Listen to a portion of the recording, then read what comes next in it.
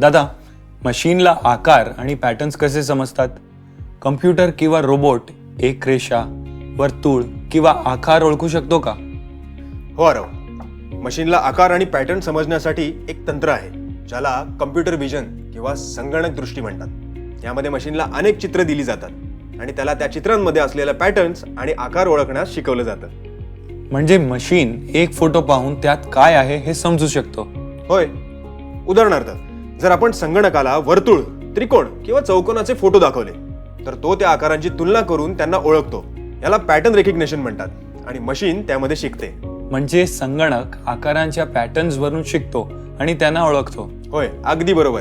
Machine एका विशिष्ट आकारांच्या अनेक उदाहरणांवरून शिकते आणि तो शिकलेल्या माहितीच्या आधारे नवीन चित्रांमध्ये असलेल्या आकाराचा किंवा पॅटर्नचा शोध घेतो.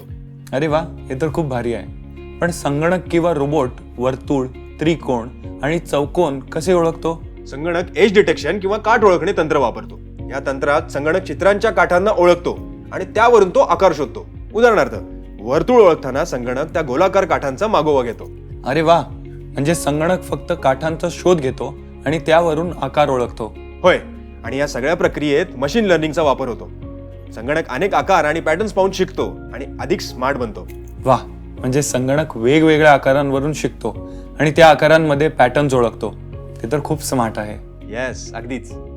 आता मला समजलंय संगणक शेप्स आणि पॅटर्न्स कसे ओळखतो. थँक्यू दादा.